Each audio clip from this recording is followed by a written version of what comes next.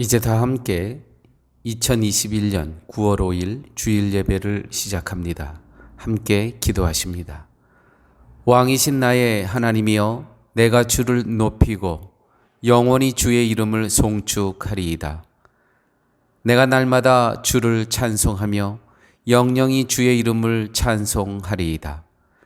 여호와여, 주의 지으신 모든 것이 주께 감사하며 주의 성도가 주를 찬송하리이다.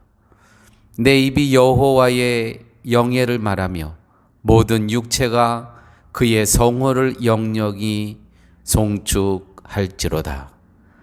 하나님은 영이시니 신령과 진리로 예배할지니라. 아멘. 이제 우리 다 함께 찬송가 41장 새 찬송가 20장 큰 영광 중에 계신 주 다 함께 찬양하십니다.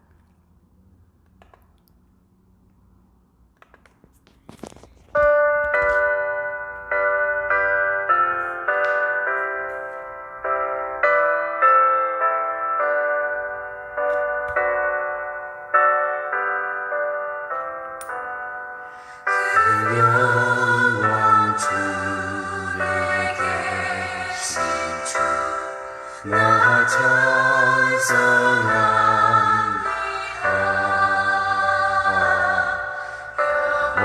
영원히 계신 주 이름 나 찬송합니다. 한없이 크신 능력을 나 찬송합니다.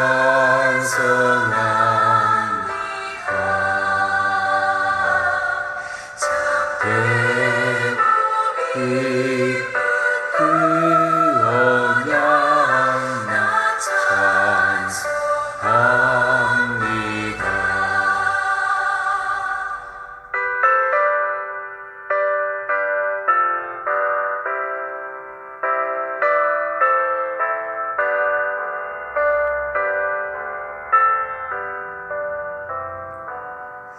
온 천지 창조하시고 그 말씀이 있어 영원히 변치 않는 주를 나 믿사옵니다. 그 온유하신 주님사 날 불러주시고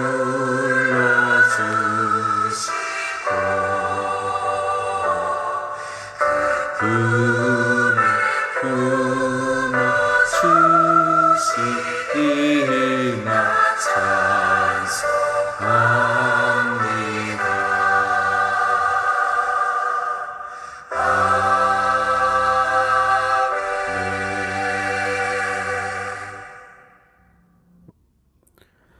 이제 다 함께 한 주간의 삶을 되돌아보면서 회개의 시간을 갖습니다.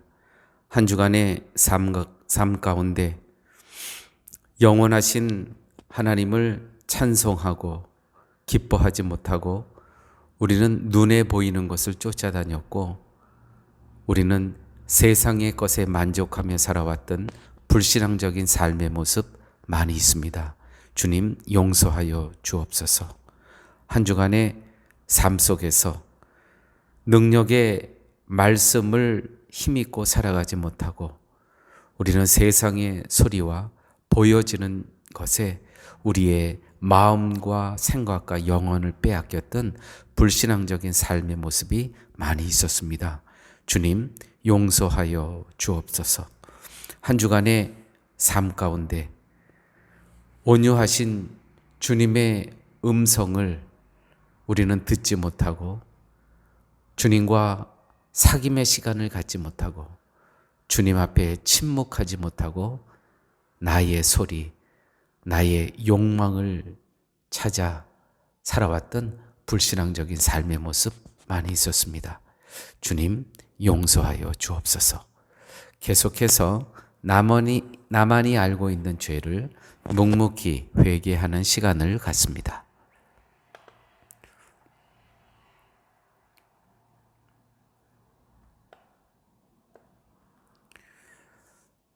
만일 우리가 우리 죄를 자백하면 저는 미쁘시고 의로우사 우리 죄를 사하시며 우리를 모든 불의에서 깨끗게 하실 것임이니라. 아멘. 이 시간 교독문 제36번입니다. 교독문 36번 다 함께 교독하십니다. 외치는 자의 소리여 이르되 너희는 광야에서 여호와의 길을 예비하라. 사막에서 우리 하나님의 대로를 평탄하게 하라. 골짜기마다 도두어지며 산마다 언덕마다 낮아지며 고르지 아니한 곳이 평탄하게 되며 험한 곳이 평지가 될 것이요 여호와의 영광이 나타나고 모든 육체가 그것을 함께 보리라. 이는 여호와의 입이 말씀하셨느니라. 말하는 자의 소리여 이르되 외치라. 대답하되 내가 무엇이라 외치리이까 하니 이르되 모든 육체는 풀이요 그의 모든 아름다움은 들의 꽃과 같으니 풀은 마르고 꽃은 시드나 우리 하나님의 말씀은 영원히 서리라 하라. 아멘. 이 시간 다 함께 사도신경으로 우리의 신앙을 고백합니다. 전능하사 천지를 만드신 하나님 아버지를 내가 믿사오며 그 외아들 우리 주 예수 그리스도를 믿사오니 이는 성령으로 잉태하사 동정녀 마리아에게 나시고 본디오 빌라도에게 고난을 받으사 십자가에 못 박혀 죽으시고 장사한 지 사흘 만에 죽은 자 가운데서 다시 살아나시며 하늘에 오르사 전능하신 하나님 우편에 앉아 계시다가 저리로서 산 자와 죽은 자를 심판하려 오시리라. 성령을 믿사오며 거룩한 공예와 성도가 서로 교통하는 것과 죄를 사하여 주시는 것과 몸이 다시 사는 것과 영원히 사는 것을 믿사옵나이다. 아멘. 이 시간 우리 다 함께 찬송가 218장 또 새 찬송가는 286장입니다. 주 예수님 내 맘에 오사.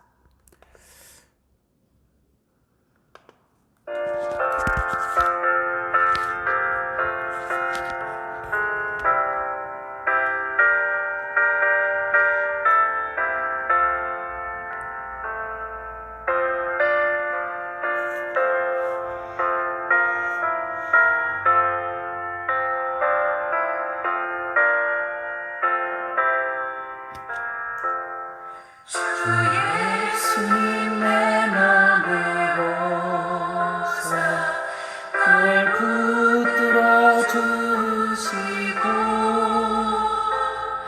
내 마음에 새길 주사 늘 기쁘게 하소서. 사랑의 주 사랑의 주 내 마음속에 찾아오사 내 모든 죄 사하시고 내 상한 거치소서. 주 예수님 내 맘 보사 내 소원 다하시고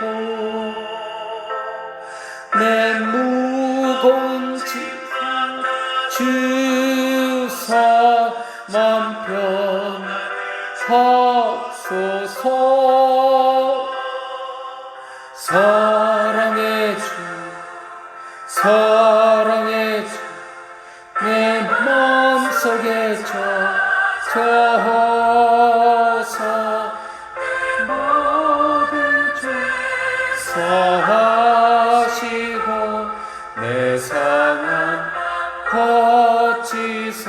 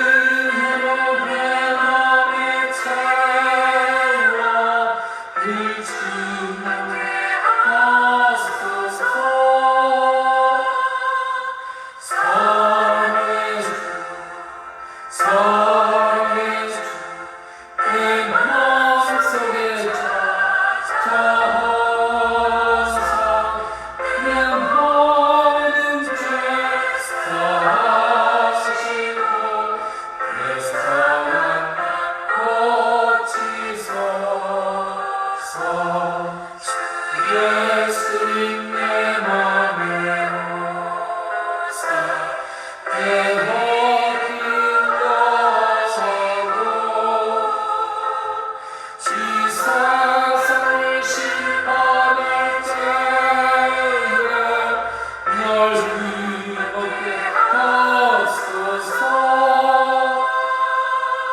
사랑의 주, 사랑의 주, 내 마음속에 찾아오사 내 모든 죄 사하시고 내 상한 고치소서.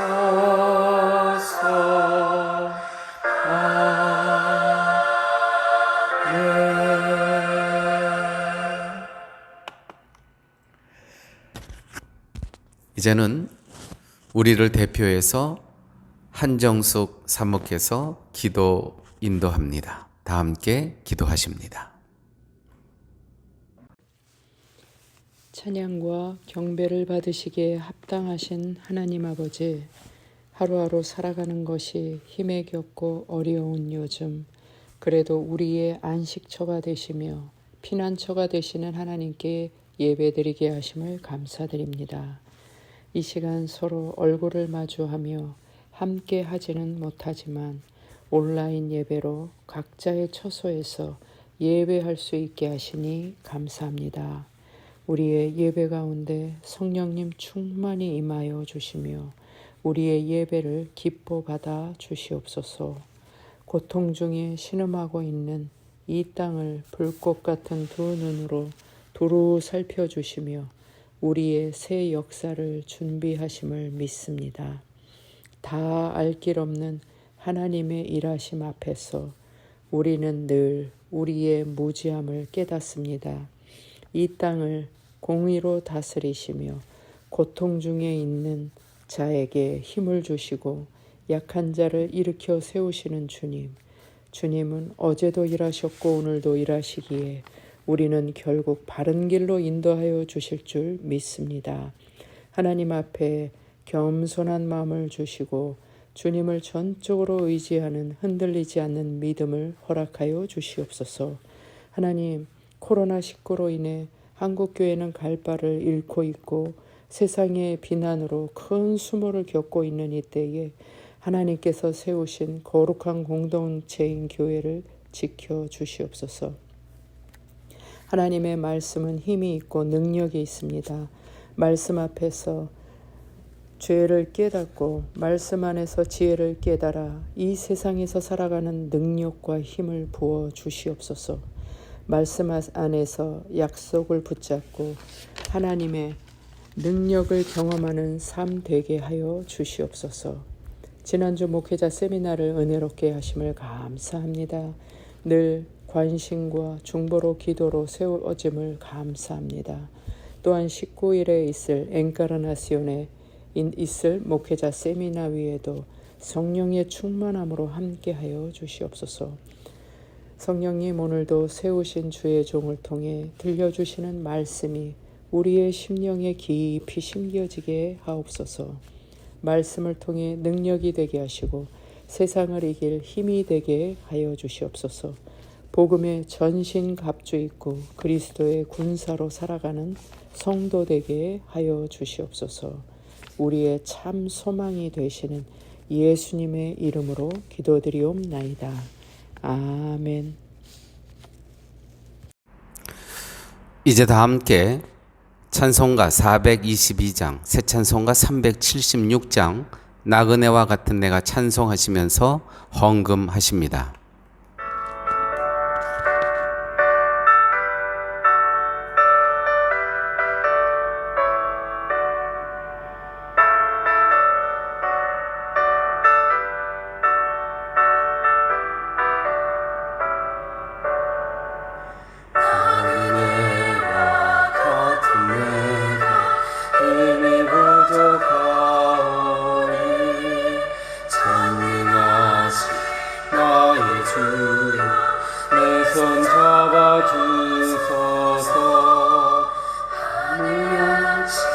내게 먹여주소서. 하늘 양식 내게 먹여주소서. 수정 같은 생명수로 항상 되어주시고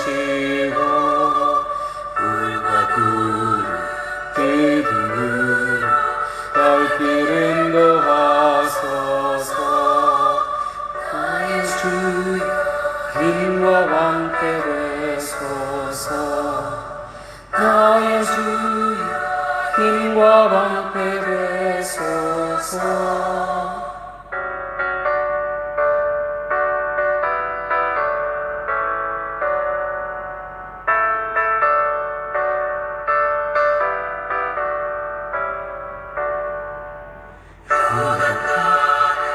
건널 때에 없이 얻게 하시고 저기 왜 가만한 편히 갖게 하소서. 나의 주 항상 찬송하리로 나의 주여 항상 찬송하리리.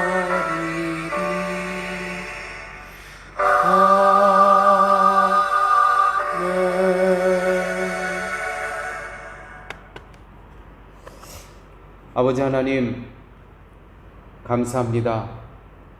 나그네와 같은 삶 속에서 잠깐 피었다가 지는 꽃과 같은 인생에서 잠깐 있다가 사라지는 아침 안개와 같은 삶 속에서 영원한 나라, 영원한 생명, 예수 그리스도를 소망하고 그분과 함께 동행하며 이 땅의 삶 살게 하여 주신 은혜, 아버지 하나님 감사합니다. 아버지 하나님, 우리가 생명 있는 동안에 전능하신 우리 주님의 손을 꼭 잡고 이 땅의 삶 살아가는 저희들 되게 하여 주시옵소서. 어떤 환경과 어떠한 어려움 속에서도 오직 나의 힘과 방패 대신 여호와 하나님만을 의지하고 붙들고 살아가는 저희의 삶 되게 하여 주시고, 어떤 공고하고 어떤 피곤한 순간에서도 오직 예수 그리스도의 이름만을 높이며 찬송하며 살아갈 수 있는 저희의 삶 되게 하여 주시옵소서.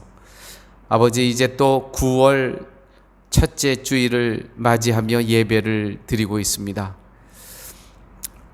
고국에서는 가을로 접어들고 또 파라과이 땅에서는 이제 봄을 맞는 그러한 첫 주간에 저희들 이렇게 다 모여서 각자의 처소에서 예배를 드립니다. 아버지 하나님, 우리의 영혼이 예수 그리스도를 통해서 그분이 안 계시면은 어떻게 우리가 신령과 진정의 예배를 드릴 수 있겠습니까? 예수 그리스도만을 바라보고 사모하며 신령과 진정의 예배의 삶을 살아갈 수 있도록 예배당에서뿐만이 아니라 우리의 일터에서, 장터에서, 삶의 현장에서 우리의 삶 자체가 예배가 될 수 있는 복된 인생으로 아버지 하나님 함께하여 주시옵소서. 아버지 하나님, 특별히 파라과이 현지 코로나 바이러스 상황이 많이 감소가 되고 숫자가 많이 축소가 됐습니다. 아버지 하나님, 늘 저희와 함께하여 주시고 또 저희 가운데 동행하여 주심을 아버지 하나님 감사합니다. 하나님, 간절히 기도하고 원하옵는 것은 이러한 기간을 통해서 우리가 배운 것, 정말 예수 그리스도 안 계시면 우리는 아무것도 아니라는 것, 그 진리를 배웠사오니 아버지, 우리의 삶 가운데 이제 앞으로 어떠한 순간이 닥치더라도 예수 그리스도와 동행하며 그분의 임재 속에서 살아갈 수 있는 저희의 삶 되게 하여 주시옵소서. 쉴만한 물가 성도님들이 각자의 처소에서 10의 1조를 드리며 신앙의 고백을 했습니다. 또한 여러 가지 감사의 조건을 묶어서 아버지 앞에 예물을 드렸사오니 이 예물이 하나님의 나라와 교회와 선교를 위해서 하나님 뜻대로 사용하여 주옵소서. 아버지, 혹여라도 우리 성도님들 가운데 육체의 질병, 또 마음의 외로움, 또 영혼의 공고함을 갖고 있는 성도들이 있습니까? 주님 긍휼히 여겨 주시고 말씀에 위로를 받게 하여 주시고 성령 하나님의 인도함을 받으면서 모든 어려움을 극복해 나갈 수 있도록 우리 주님 함께하여 주시옵소서. 우리 성도님들 가운데 혹여라도 재정적으로 어려움 당하고 계신 성도님들 계십니까? 주님이여 불쌍히 여겨 주셔서 하늘의 부요함으로, 하늘의 영력, 하늘의 윤택함으로 그의 삶과 그의 인생을 하나님 채워 주시옵소서. 모든 말씀 예수님 이름으로 기도드렸습니다. 아멘. 이 시간은 우리 다 함께 문안하시고 축복하는 시간입니다. 우리 성도님들 한 분 한 분을 기억하시면서 축복하는 시간을 갖습니다. 할렐루야. 한 주간 잘 보내셨습니까? 한 주간이 얼마나 더웠는지 마치 한여름처럼 더웠습니다. 지난 월요일이죠. 주일하고 월요일 산페드로 지역에서 목회자 세미나가 있었습니다. 많은 교회 지도자들이 참석해 주셔서 정말 세미나를 통해서 그들의 영혼과 또 목회가 재정립되고 또 방향을 바로 잡을 수 있는 그러한 복된 시간이었습니다. 우리 성도님들 이 사역을 위해서 계속 기도해 주신 그러한 여러분들의 기도에 힘있고 잘 마치고 돌아왔습니다. 감사합니다. 또 앞으로도 올해 하반기 주보를 참조하시면 그 6번에 걸쳐서 아직도 세미나, 교회 지도자 세미나가 주보에 나와 있습니다. 여러분 기억하시면서 계속 기도해 주시면 감사하겠습니다. 하나님의 말씀은 로마서 12장 1절에서 2절 말씀입니다. 이 계시의 말씀을 봉독할 때에 살아계신 하나님의 음성을 듣는 시간 되시길 바랍니다. 그러므로 형제들아, 내가 하나님의 모든 자비하심으로 너희를 권하노니 너희 몸을 하나님이 기뻐하시는 거룩한 산 제사로 드리라.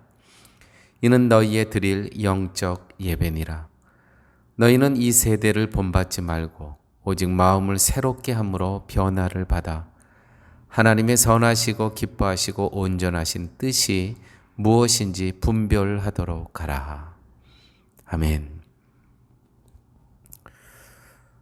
성도는 믿음으로 싸워 승리한 스토리가 있어야 합니다. 우리가 너무나 잘 아는 시편 23편에 사망의 음침한 골짜기라는 그러한 귀절이 나오고 또 원수의 목전에서 이와 같은 문구들을 통해서 성도의 삶은 사망의 음침한 골짜기로 지날 때가 참 많고 또 원수의 목전에서 정말 원수의 면전에서 살아가야 될 때가 우리의 인생에는 참 많다는 것이죠. 문제투성이의 상황입니다. 고난, 수고, 고통이 성도를 비껴가지 않습니다. 이러한 상황 속에서 하나님의 자비하심, 하나님의 긍휼하심, 하나님께서 하나님의 자녀를 불쌍히 여기심이 이 가운데 있는 겁니다. 오늘 말씀 가운데 그러므로 형제들아 내가 하나님의 모든 자비하심으로 너희를 권하노니, 그러므로라는 이러한 단어가 나오면 우리는 긴장해야 됩니다. 이제 여기서부터 결론이거든요. 그러므로. 이 그러므로 전에는 어떤 이야기가 나오냐면 이방인을 구원하시기 위해서 하나님께서 이스라엘 백성들이 온전히 그 하나님의 택한 백성의 역할을 다 하지 못했기 때문에 가지 자름을 하십니다. 그래서 자른 가지 그 부위에 이방인이라는 그 가지를 접붙이신다는 것이죠. 그래서 이방인들은 아직 예수를 몰랐던 사람들은 그 접붙임을 통해서 뿌리로부터 올라오는 그 복음의 진액을 받고 하나님의 긍휼하심을 통해서 다시 살아날 수 있다는 것이죠. 이게 하나님의 긍휼하심입니다. 하나님의 자비하심. 근데 이 자비하심, 긍휼하심이라는 이 번역의 히브리어는 라캄이라는 단어를 씁니다. 라캄. 자궁을 뜻합니다. 여인의 자궁. 그래서 하나님의 자비하심과 여인의 라캄은 구별이 안 되는 거예요. 단어 하나 갖고 어떤 때는 하나님의 자비하심이고 또 어느 곳에서는 여인의 자궁을 뜻하는 겁니다. 참 뜻이 깊죠. 다시 말해서 하나님의 그 긍휼하심이란 생명을 잉태하는 그러한 사랑이 거기 있다는 것입니다. 방주의 역할을 하는 것이죠. 하나님의 지극한 사랑으로 여러분 오늘 내가 있는 겁니다. 라캄. 그 긍휼히 여기심, 불쌍히 여기심, 자비하심은 그것은 바로 여인의 자궁을 뜻하는 것인데 오늘 내가 하나님의 자녀로 오늘 내가 있다는 것은 하나님의 지극한 사랑을 통해서 오늘 내가 있다는 것입니다. 나의 노력이 아닌 오직 하나님의 개입하심으로 오늘 내가 있는 겁니다. 그 긍휼하심, 불쌍히 여기심, 자비하심은 사람의 생각과 다른 겁니다. 자, 이제 하나님께서는 하나님의 택한 자녀들을 어떠한 모습으로, 어떠한 방법으로 그 자비하심을 하나님께서는 나타내시는지 우리가 오늘 말씀을 통해서 함께 살펴보도록 하겠습니다. 긍휼 첫 번째입니다. 출애굽기 13장 17절에 이런 말씀이 있습니다.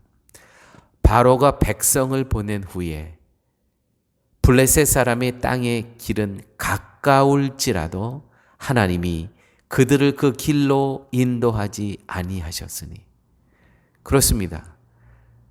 이 애굽에서 출애굽한 이스라엘 백성들이 가나안까지 가는 데는 정상적으로 가더라도 넉넉히 해도 2주면 충분히 갈 수 있는 거리입니다.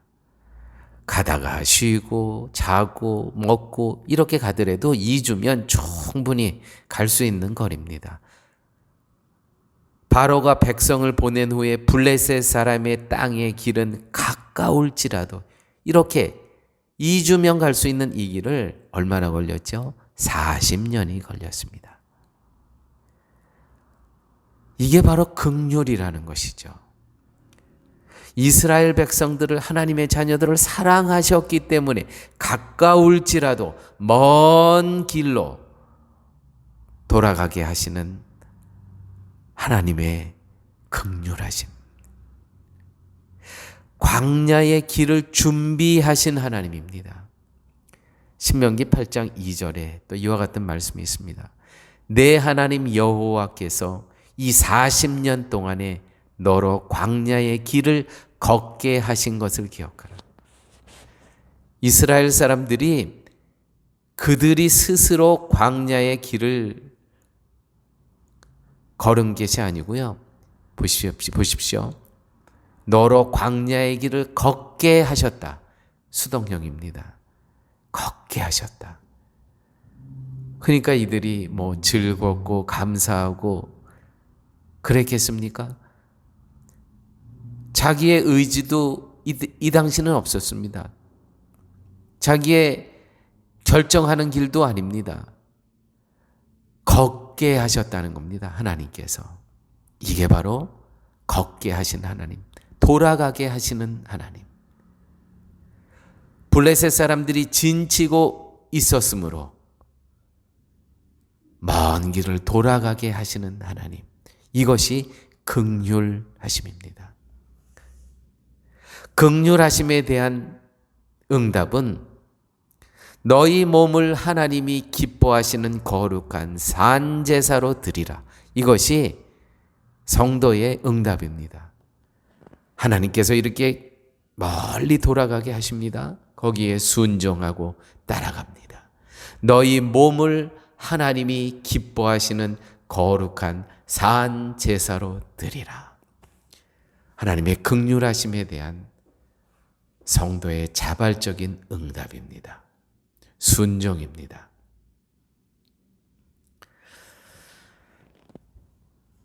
긍휼에 대해서, 하나님의 긍휼에 대해서 우리가 또 생각할 수 있는 것은 이스라엘 백성들은 이집트에서 430년 노예 생활을 했습니다.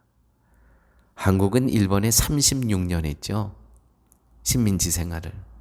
근데 이스라엘은요, 이집트에서 430년 동안 노예 생활을 했습니다. 이 430년이라는 이 세월, 피 속까지 노예의 피가 흐르고 있다는 것입니다. 피 속까지. 그런데도요, 그 정체성을 잃어버리질 않았습니다. 교회 여러분, 우리가 지금 코비드-19 팬데믹이 지난 지 1년 반 됐습니다. 1년 반 동안 지금 우리가 인터넷으로 예배를 드리고 있습니다. 제가 보니까 예배가 사라진 인생들, 예배가 잊혀진 인생들 있습니다. 430년 동안 노예 생활했는데도요, 그들은요, 그 정체성을 잃어버리질 않았어요. 그런데 우리는 1년 반 됐는데 벌써 예배를 잊어버렸어요. 나오고 싶지 않다는 거예요. 그냥 가정에서 파자마 바람으로 예배드리고, 화장실에서 말씀 듣고, 누워서 말씀 듣고, 소파에 앉아서 듣고, 정원 청소하면서 예배드리고, 이게 좋다는 거예요. 여러분, 430년 노예 생활하고 있는데 거기에서 안주하고 하려는 그 이스라엘 백성을 하나님께서는 데리고 나오십니다. 데리고 나오세요. 어디로? 교회로. 광야교회라고 기록되어 있습니다. 광야교회로. 광야교회로. 노예의 삶에 젖어 있는 이들에게 필요한 것은 광야교회였습니다. 이것이 바로 하나님의 긍휼입니다. 하나님의 자비하심입니다. 하나님께서 불쌍히 여기시는 마음입니다. 이것이 락함, 이 생명을 여기서 그냥 노예로 살다가 죽어갈 수밖에 없는 이 백성을 하나님께서 지극히 사랑하셔서 락함, 잉태하시고 여기서 생명을 키우시고 여기서 출산케 하셨다는 것이죠. 락함, 하나님의 불쌍히 여기시는 것은, 하나님의 긍휼하심은 거듭남, 새롭게 태어나게 하신다는 것이죠. 그런데 우리의 인간적인 생각은 그냥 여기 있으면 좋은데, 여기 안주하고 싶은데, 그냥 지금처럼 파자마 바람으로 그냥 누워서 예배드리면 좋은데, no. 하나님의 마음은 그게 아니라는 것입니다. 하나님의 긍휼은 인간의 생각과 마음과 다르시다는 것이죠. 하나님의 자녀의 삶을 위해 광야의 교회로 끌고 나와서 여기서 광야 40년 동안 훈련을 시키십니다. 하나님 나라의 백성이 되게 하기 위해서. 여기서 특별히 만나를 통한 광야의 훈련을 하십니다. 만나. 먹을 것이 없었습니다. 매일매일 똑같은 음식을 주십니다. 똑같은 음식을 40년 동안 먹게 하십니다. 똑같은 것을 아침, 점심, 저녁 40년. 꿀 섞인 과자와 같다고 기록되어 있습니다. 여러분, 이게 무슨 뜻입니까? 말씀을 먹는 훈련을 하셨다는 것입니다. 매일매일. 어저께 그 들은 말씀이 아니고 오늘 새로운 말씀으로 먹게 하셨다는 것이죠. 이 훈련, 이것이 이스라엘 민족을 위한 긍휼, 락함, 다시 생명으로 태어나기 위한 하나님의 자비하심, 사랑이셨다는 것이죠. 신명기 8장 3절 말씀입니다. 너를 낮추시며 너로 줄이게 하시며 또 너도 알지 못하며 내 열조도 알지 못하던 만나를 내게 먹이신 것은 사람이 떡으로만 사는 것이 아니요 여호와의 입에서 나오는 모든 말씀으로 사는 줄을 너로 알게 하려 하심이라. 여호와의 입에서 나오는 모든 말씀으로 사는 줄을 너로 알게 하려 하심이라. 여러분, 이것이 하나님의 긍휼이었습니다. 그들을 이집트에서 그냥 그렇게 살려고 하는 그들을 하나님께서 출애굽시키셨습니다. 광야 교회로 데리고 나오셨습니다. 이유는 무엇입니까? 사람이 떡으로만 사는 것이 아니요 여호와 입에서 나오는 말씀으로 사는 줄을 너희로 알게 하려 하심이니라. 이것이 바로 하나님의 긍휼하심입니다. 말씀 안에 살게 하십니다. 말씀 안에. 쉴만한 물가 교회 여러분, 우리는 매일 말씀을 듣습니다. 말씀을 들어요. 저는 정말 물어보고 싶어요. 때로는 정말 이 하루에 10분씩 요한복음 강해를 하고 있는데 이거를 정말 듣고 계십니까? 하나님의 긍휼은 매일매일 하나님의 마음으로 선포되는 말씀을 듣게 하시는 건데, 만나를 주시는 건데, 과연 정말 이 말씀을 듣고 아멘이라고 응답하고 계시는 겁니까? 참 물어보기가 참 민망하지만 참 물어보기도 두려워요. 정말 이 말씀을 듣고 아멘이라고 하며 응답하시는지, 아니면 성도님들 아예 듣지도 않고 아멘도 없고, 하나님의 마음은 우리를 파라과이 이 코비드 이 기간 가운데 여기에 보내신 하나님의 그 깊은 뜻은 만나를 먹게 하기 위해서, 매일매일 말씀을 듣게 하기 위해서. 만나는요 하루 것뿐이 안 줘요.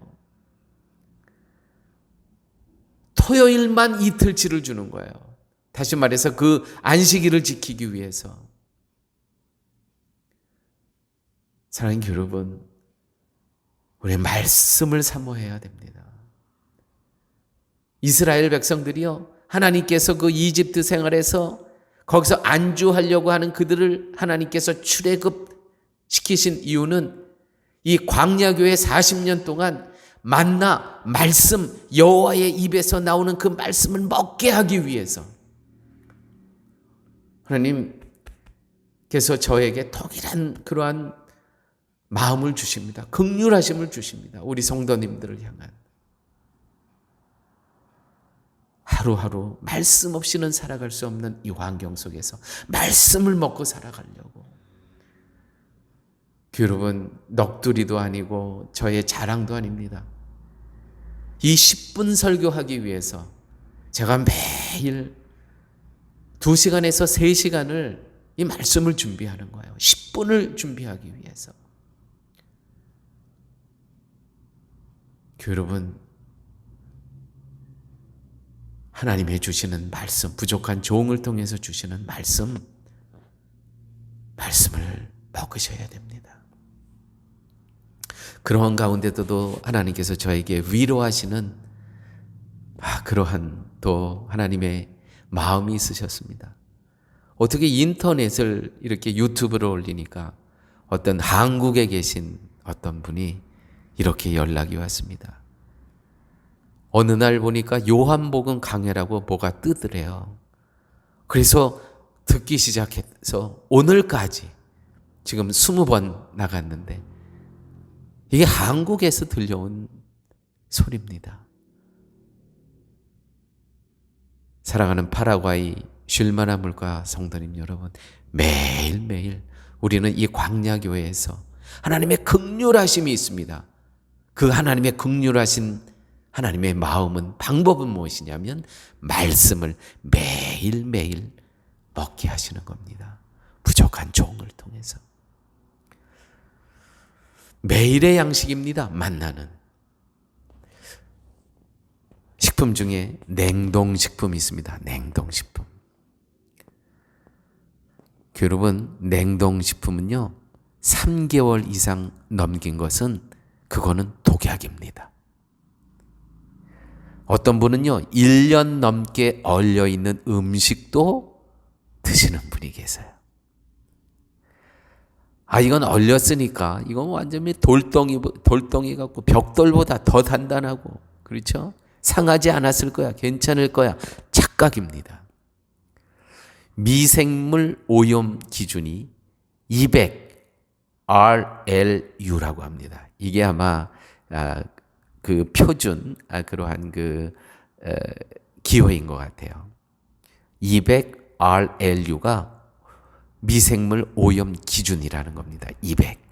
여기서 넘어가면 오염 기준이 초과된 거예요.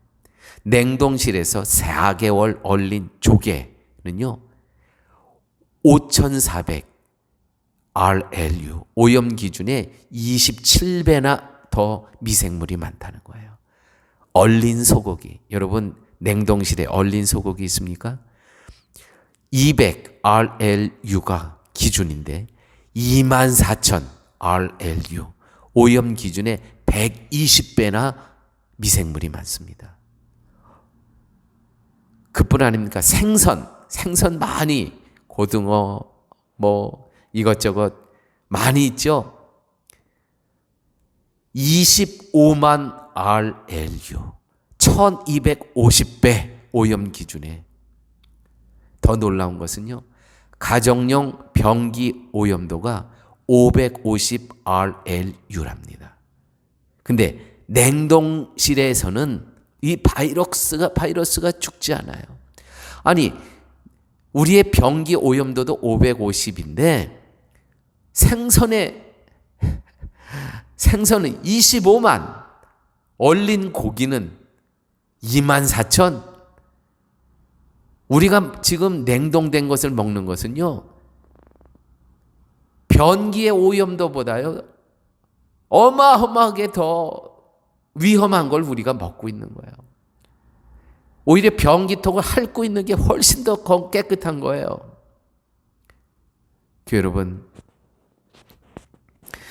냉동신앙이 있습니다. 냉동신앙. 내가 옛날에 이랬던 사람인데, 내가 한때는 이랬었는데, 내가 옛날에 성경 통독을 몇 번 했는데, 우리 가문이 어떤 가문이, 이거 다 냉동신앙입니다. 미생물 오염 기준 200을 100배, 1250배 생선처럼 다 옛날 은혜를 우려먹는 사람들, 냉동신앙자들입니다. 여러분, 만나 신앙을 사모해야 됩니다. 매일매일 주시는 말씀, 오늘 새롭게 주시는 말씀, 이것이 바로 하나님의 긍휼하심입니다. 광야교회로 몰아내십니다.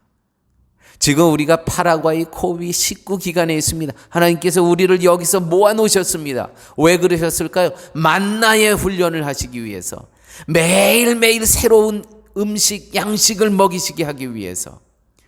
냉동신앙이 아니고요, 매일 새로운 음식을, 만나를 먹게 하기 위해서.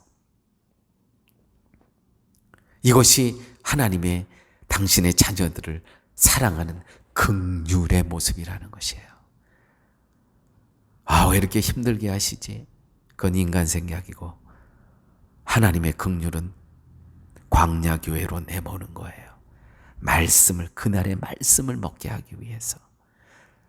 그날의 말씀을 먹지 않으면, 냉동된 식품을 먹으면, 여러분, 변기통을 핥아먹는 것보다 더 위험한 거예요. 예레미야 애가 3장 22절 23절 말씀, 아침마다 새로우니 주의 성실함이 크시로소이다. 아침마다 새롭습니다. 말씀으로 아침 매일매일이 새로운 거예요. 긍휼 세 번째, 이 하나님의 긍휼을 보십시오. 어떻게 사랑하시는지. 신명기 1장 29절 30절 말씀입니다. 내가 너희에게 말하기를 그들을 무서워 말라 두려워하지 말라. 너희 앞서 행하시는 너희 하나님 여호와께서 애굽에서 너희를 위하여 너희 목전에서 모든 일을 행하신 것 같이 이제도 너희를 위하여 싸우실 것이며. 보셨죠? 하나님은요, 하나님의 긍휼은 어떤 모습입니까? 너희 앞에 행하시는 하나님. 우리의 앞장서 가세요. 여러분, 그래서 성도의 미래는 밝은 겁니다. 광명입니다. 왜요? 하나님께서 앞서 행하신다고, 앞장서 가시기 때문에 성도의 미래는 어떻다고요? 밝다는 거예요. 앞이 대로가 뻥 뚫어져 있다는 거예요. 오직 하나님의 우리의 미래이기 때문에, 그분이 앞장서 가시기 때문에 우리는 편승하면 됩니다. 그냥 올라타면 되는 거예요. 이게 바로 하나님의 긍휼하심이에요. 우리 앞에 아무것도 문제가 없다. 그게 아니죠. 있는데 문제가, 사망의 음침한 골짜기도 있고 원수들도 있고 우는 사자와 같이 덤비는 사단의 권세도 있고 엄청나요. 그런데 우리의 미래가 밝은 것은 너희 앞서 행하시는 너희 하나님 여호와가 계시다라는 것이죠. 그래서 성도의 미래는 밝을 수밖에 없습니다. 세상에서는요, 미래를 준비하느라고, 노후를 준비하느라고 엄청납니다. 지금 이 바뀌어진 상황 가운데, 이 코비드19라는 새로운 환경 가운데 미래를 준비하느라고. 중요하죠. 미래를 준비하는 거, 노후를 준비하는 거. 그런데 그거보다 훨씬 더 중요한 것이 있습니다. 앞장서 가신 여호와 하나님을 편승할 때 인간이 생각하는 모든 미래의 계획, 꿈, 소망 비교할 게 안 되죠. 이게 바로 하나님의 성도를 향한 긍휼하심이라는 겁니다. 여러분, 자, 이제 오늘의 말씀의 결론을 맺습니다. 자, 그렇다면 하나님께서 오늘 긍휼 하나,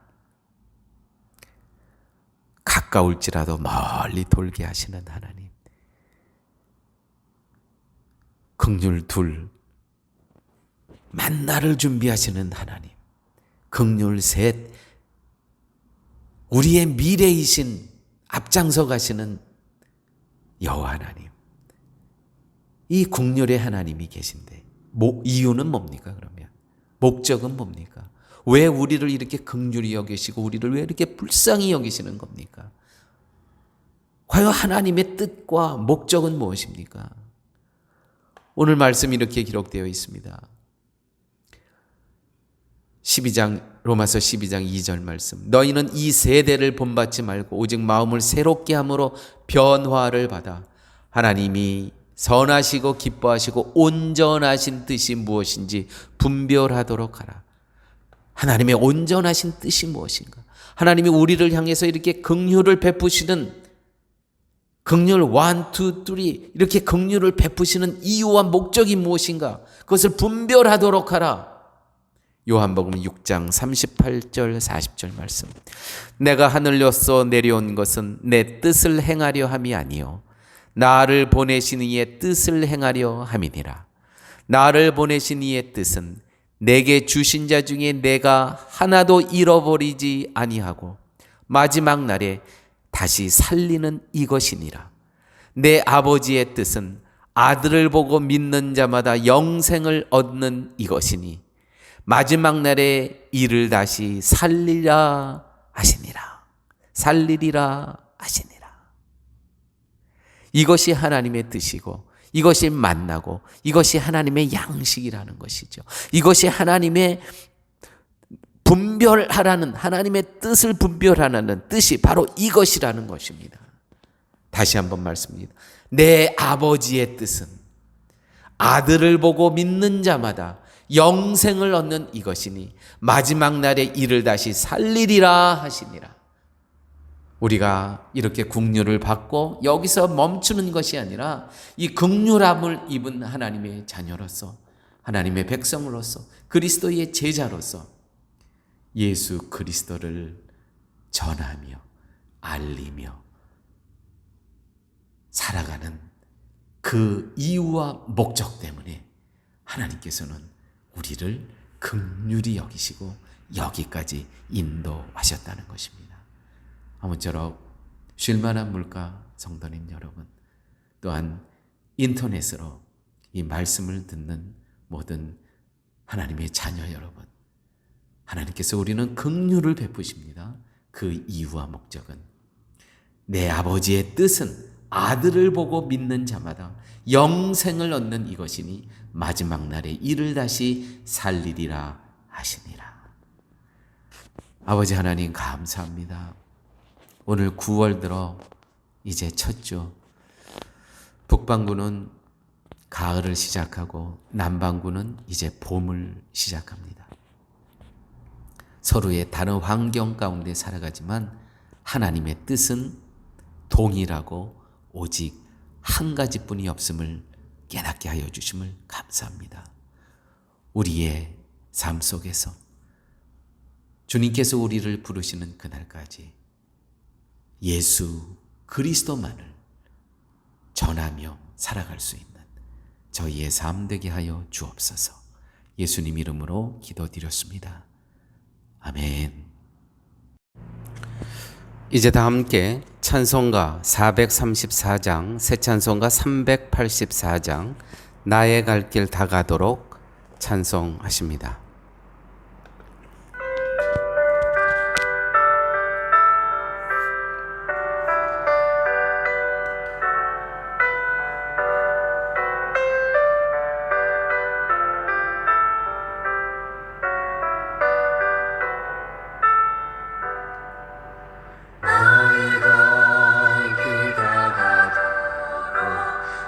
예수님 하시니 내 주 안에 있는 긍휼 어찌 의심하리요. 믿음으로 사는 자는 하늘 위로 받겠네. 무슨 일을 만나든지 만사형통하리라. 무슨 일을 만나든지 만사형통하리라. 나의 갈 길 나가도록 예수님 하시니 어려운 일 당할 때도 족하니 주시네. 나는 심히 고난하고 영원 배우 달아나 나의 앞에 반석에서 샘물나게 하시네. 나의 앞에 반석에서 샘물나게 하시네.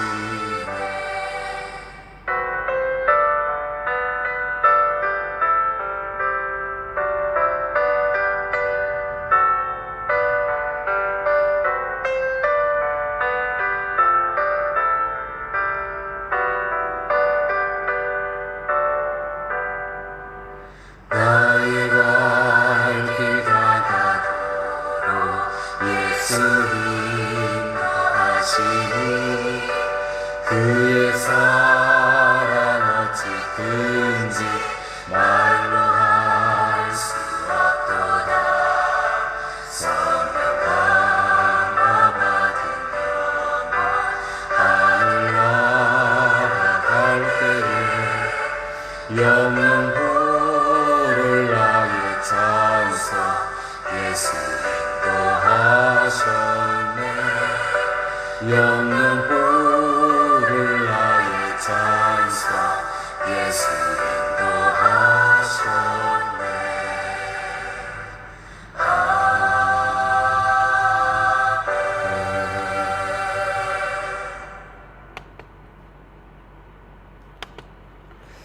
이제는 예수 그리스도의 무한하신 은혜와 하나님의 극진하신 사랑과 성령님의 인도하시고 동행하시고 내주하심이 이제 나머지 인생 우리의 삶 가운데 우리의 몸을 하나님이 기뻐하시는 거룩한 산제사로 드리며 영적 예배의 삶을 살기를 소원하며 이 전을 나서는 쉴만한 물가 성도님들 머리 위에 인생 앞날 위에 이제부터 영원토록 함께 있을지어다. 아멘.